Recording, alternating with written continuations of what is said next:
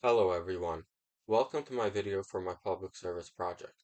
According to the World Health Organization, an estimated 1.28 billion adults aged 30 to 79 years worldwide have hypertension, two-thirds living in low and middle income countries. An estimated 46% of adults with hypertension are unaware that they have the condition. One of the reasons for high blood pressure is high sodium consumption, which could be avoided if you start paying attention to your health. Today, I will be speaking about how sodium affects our heart health. This is beneficial to all of us since we all share a heart which helps us do everything from playing video games to studying for class. One thing that's important for a heart-healthy diet is avoiding foods with large amounts of sodium. Many foods we buy have a lot of sodium. For example, I remember when I was in camp and we were eating a lot of instant soups. One of the counselors spoke to us about how unhealthy and how much sodium is in those instant soups. Looking at the instant soup in my kitchen cabinet, for example, I saw that it has 1,220 milligrams of sodium, which is more than half the sodium we are supposed to consume per day, and I used to eat multiple of them per day. According to the Cleveland Clinic, doctors recommend that people with heart failure also eat a low sodium diet. Too much salt can cause fluid to build up around the heart and lungs, making the heart work harder. Whether we walk, run, or pick up things, our muscles get tired. When we walk home from the grocery with a ton of bags, our hands tell us to give them a short break, or maybe switch the heavier bag to another hand.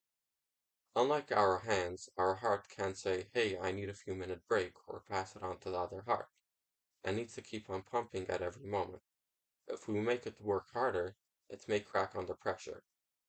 Let's take a moment to see how sodium affects the heart. The website heart.org describes salt effects as a very simple plumbing problem. According to Dr. Fernando Alejovic, a professor of medicine at Vanderbilt University, he describes the process of salt on the heart as follows. The heart is the pump and blood vessels are the pipes, he said. Blood pressure goes up if you increase how much blood has to move through the pipes. Blood pressure also rises if you shrink those pipes. Salt does both. When there's excess salt in your system, the heart pumps more blood in a given time, boosting blood pressure. And over time, salt narrows the vessels themselves, which is the most common plumbing feature of high blood pressure.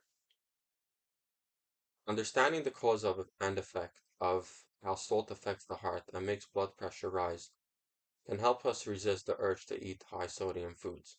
This is why I want to explain how large amounts of sodium causes high blood pressure.